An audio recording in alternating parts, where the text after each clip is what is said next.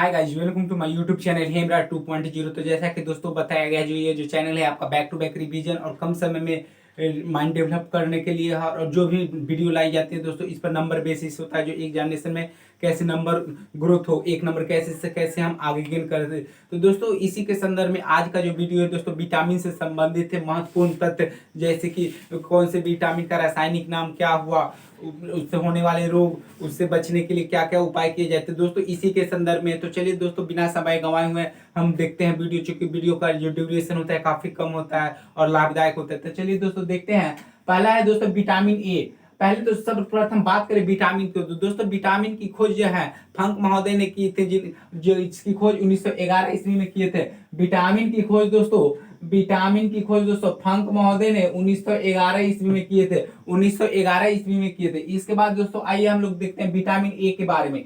दोस्तों vitamin A का जो है रासायनिक नाम रेटिनॉल होता है। विटामिन ए का रासायनिक नाम रेटिनॉल होता है और इसकी कमी से रतौंधी होती है, आंख की जो बीमारी रतौंधी होती है, जो कम दिखने लगता है, वही। तो विटामिन ए का दोस्तों रासायनिक नाम रेटिनॉल हुआ और इससे होने वाले रोग दोस्तों रतौंधी। और इससे जो उपाय, जो विटामिन ए की पूर्ति के लिए दोस्तों हम लोग गाजर, दूध, अंडा, फल इस सब की सेवन कर सकते हैं। और ये विटामिन ए का जो खोज हुआ था दोस्तों, इसका खोज मैकुलन महोदय ने किए थे। मैकुलन मैकुलन महोदय ने विटामिन ए की खोज किए थे। तो एक बार फिर से विटामिन ए के बारे में दोस्तों देख लें। सर्वप्रथम विटामिन की खोज 1911 ईस्वी में फंक महोदय ने की थी। उसके बाद यदि हम विटामिन ए की बात करें दोस्तों, तो विटामिन ए का रासायनिक नाम रेटिनॉल हो गया और इसकी कमी से दोस्तों रतौंधी रोग होता है। और इसका जो है पर्याप्त मात्रा है, जो दोस्तों प्रचुर मात्रा है गाजर में, दूध, अंडा, फल और फल में पाया जाता है। और ये विटामिन ए की खोज दोस्तों मैकुलन महोदय ने की थी। इसी प्रकार हम विटामिन बी1 की बात करें दोस्तों, विटामिन बी जो है बहुत सारे ग्रुपों का कॉम्बो है। विटामिन बी जो है बहुत सारे ग्रुपों का कॉम्बो है, उसको भी अलग अलग डिवाइडेशन किया गया है। तो दोस्तों उसी में हम विटामिन बी1 की बात करें दोस्तों, विटामिन बी1 की बात करें तो इसे थायमीन कहा जाता है। विटामिन बी का जो दोस्तों रासायनिक नाम हुआ, इसका रासायनिक नाम थायमीन हुआ और इससे कमी से होने वाला रोग दोस्तों बेरी बेरी है। विटामिन बी1 या थायमीन की कमी से दोस्तों होने वाला रोग बेरी बेरी है। और इसका उपचार के लिए दोस्तों, मतलब इसकी पूर्ति के लिए, विटामिन बी1 की पूर्ति के लिए मूंगफली और आलू और सब्जियां का यूज कर सकते हैं। और विटामिन बी के भी खोज करता दोस्तों मैकुलन महोदय है। मैकुलन महोदय, ए के भी मैकुलन महोदय और बी के भी मैकुलन महोदय हैं। फिर विटामिन बी2 की बात करें दोस्तों, विटामिन बी2 की बात करें तो दोस्तों इसे राइबोफ्लाविन कहा जाता है। इसे राइबोफ्लाविन, विटामिन बी को दोस्तों राइबोफ्लाविन कहा जाता है। और इसकी कमी से त्वचा रोग, त्वचा फटने लगता है, त्वचा फटने लगता है और आंख का रोग होता है, आंख का रोग होता है दोस्तों।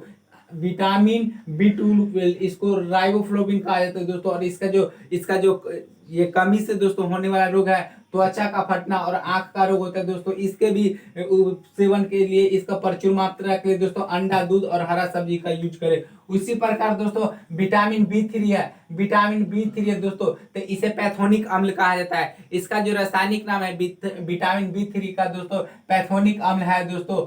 और इसके कारण दोस्तों पैरों में जलन उत्पन्न, विटामिन बी3 अर्थात पैथोनिक अम्ल के कमी के कारण दोस्तों पैरों में जलन टाइप का होने लगता है, पैर में जलन टाइप का होने लगता है। और ये जो बाल जो सफेद होता है दोस्तों विटामिन बी3 अर्थात पैथोनिक अम्ल के कारण। और दोस्तों इसकी आपूर्ति के लिए हम लोग मांस, दूध, टमाटर, मूंगफली का सेवन कर सकते हैं। मांस, दूध, टमाटर, मूंगफली का सेवन कर सकते हैं। उसी तरह अगला है दोस्तों vitamin 5, vitamin B5. Vitamin B5 दोस्तों, विटामिन बी5 को नियासिन भी बोला जाता है। और इससे जानते हैं दोस्तों नियासिन की कमी से होने वाला रोग जो है आपका प्लेग्रा है। प्लेग्रा प्लेग्रा रोग जो है दोस्तों नियासिन की कमी अर्थात विटामिन बी5 की कमी से होने वाला है। और दोस्तों इसकी आपूर्ति के लिए हम लोग मांस, मूंगफली, आलू का प्रयोग कर सकते हैं। मांस, मूंगफली, आलू का प्रयोग कर सकते हैं। उसी प्रकार दोस्तों विटामिन बी6 है। विटामिन बी6 है, इसको पायरिडॉक्सिन कहा जाता है दोस्तों। विटामिन बी6 को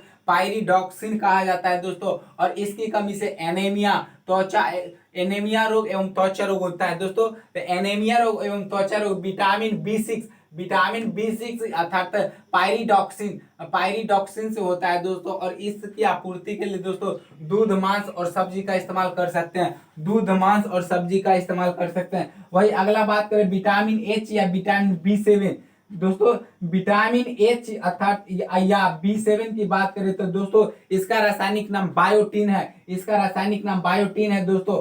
और इसका जो बायोटीन है, इसका रासायनिक नाम विटामिन B7 अर्थात विटामिन एच का रासायनिक नाम बायोटीन हुआ दोस्तों। और इसकी कमी से जो दोस्तों होने वाला रोग है बालों का ये गिरना, हमारे जो बाल नीचे गिरता है स्नान करते समय झड़ने लगता है, उसको बालों का गिरना, और चर्म का रोग, त्वचा रोग होता है दोस्तों। और इसकी आपूर्ति के लिए ईस्ट का और गेहूं अंडा का प्रयोग कर सकते हैं। ईस्ट जो कवक से प्राप्त की जाती है ईस्ट दोस्तों, उसका प्रयोग कर सकते हैं, गेहूं का प्रयोग कर सकते हैं और अंडा का प्रयोग कर सकते हैं। इसके पश्चात दोस्तों अगला है विटामिन B12।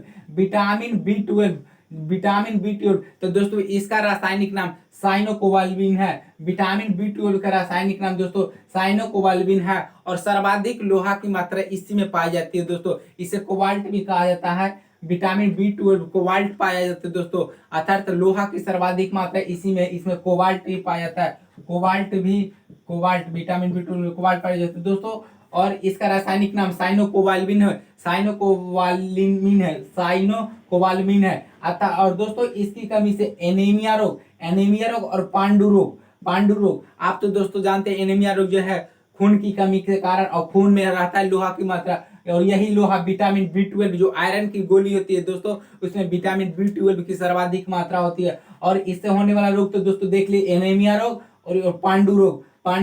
और दोस्तों इसकी आपूर्ति के लिए हम लोग मांस, कलेजी और दूध का प्रयोग कर सकते हैं। मांस, कलेजी और दूध का प्रयोग कर सकते हैं। उसके पश्चात अगला है दोस्तों विटामिन सी। अगला दोस्तों है विटामिन सी। इसका रासायनिक नाम दोस्तों एस्कॉर्बिक एसिड हुआ, एस्कॉर्बिक अम्ल या एस्कॉर्बिक एसिड दोस्तों। और इसकी कमी से, विटामिन सी की कमी से होने वाला रोग दोस्तों एस्कॉर्बी रोग हुआ। एस्कॉर्बी रोग यानी त्वचा संबंधी रोग हुआ दोस्तों। और मसूरन का फूल जाना, ये जो मसूरा है दोस्तों फूल जाते हैं। और इसकी आपूर्ति के लिए दोस्तों, इसकी आपूर्ति के लिए हम लोग आंवला, नींबू, जो भी खट्टा फल है उसका हम लोग प्रयोग कर सकते हैं, ये विटामिन सी की आपूर्ति के लिए। और दोस्तों इसका जो खोज है, विटामिन सी का खोज है होलकट महोदय ने किए थे। विटामिन सी का खोज दोस्तों होलकट महोदय ने किए थे। उसके पश्चात दोस्तों अगला है विटामिन डी, जिसे कैल्सीफिलोर, जिसका रासायनिक नाम कैल्सीफेरॉल है। विटामिन डी का रासायनिक नाम दोस्तों कैल्सीफेरॉल है। और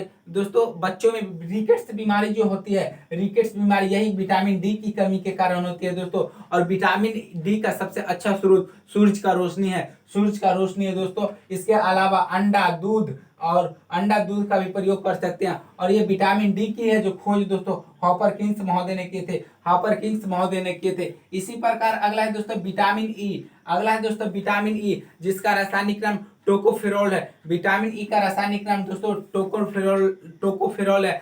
पता है दोस्तों आप लोग को, इसका जो रासायनिक नाम तो बता दिए टेकोफेरॉल। और इसकी कमी से दोस्तों जनन शक्ति में कमी आती है, अर्थात नपुंसकता के लोग शिकार होते हैं। विटामिन ई की कमी से दोस्तों नपुंसकता के शिकार होते हैं। कई दफा डायरेक्ट एग्जामिनेशन में यही से क्वेश्चन पूछे गए हैं। और इसकी आपूर्ति के लिए दोस्तों हरी सब्जी मक्खन दूध का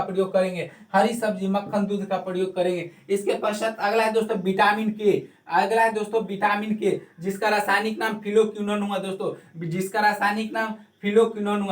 के का रासायनिक नाम दोस्तों फिलोक्विनोन हुआ। और इसकी कमी से दोस्तों रक्त का थक्का यानी रक्त का जमाव नहीं होता है। शरीर से जो रक्त बहने लगता है कटने के बाद, उसका जमाव नहीं होता है, वही कारण विटामिन की है अर्थात फिलोक्विनोन है दोस्तों। इसकी आपूर्ति के लिए टमाटर, हरी सब्जी और दूध का प्रयोग करेंगे। इस सब के अलावा दोस्तों एक और क्वेश्चन पूछे जाते हैं यहाँ से दोस्तों, जो जल में घुलनशील